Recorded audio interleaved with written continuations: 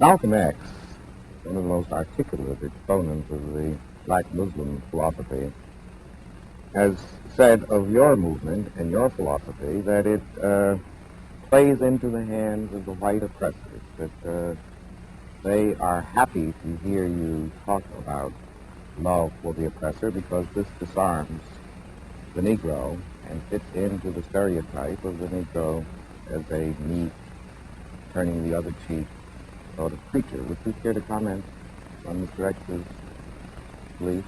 Well, I don't think of love as, in this context, as emotional bosh.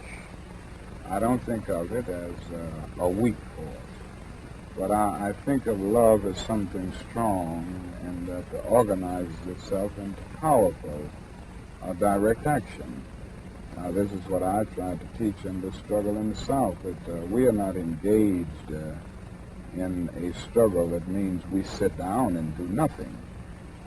That there's a great deal of difference between non-resistance to evil and non-violent resistance.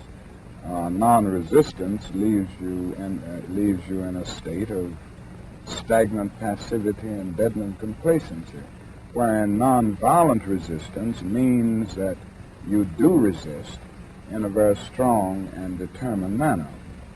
And I think some of the criticisms of nonviolence, or some of the critics, fail to realize that we are talking about something very strong, and they confuse non-resistance with nonviolent resistance.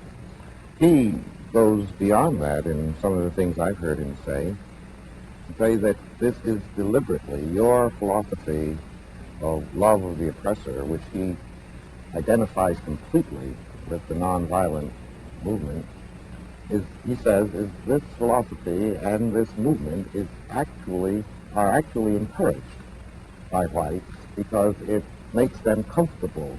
It makes them believe that Negroes are meek, supine creatures.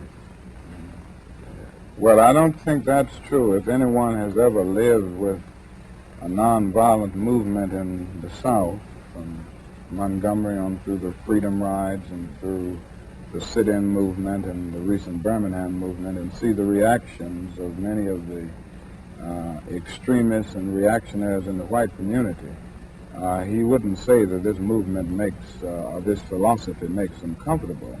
I think it arouses a sense of shame within them often, in many instances.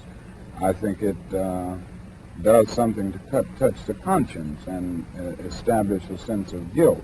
Now, so often people respond to guilt by engaging more in the guilt-evoking act in an attempt to drown the sense of guilt.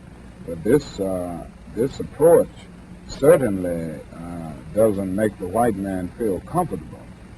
I think it does the other thing. It disturbs this conscience, and it disturbs this sense of contentment that he's had.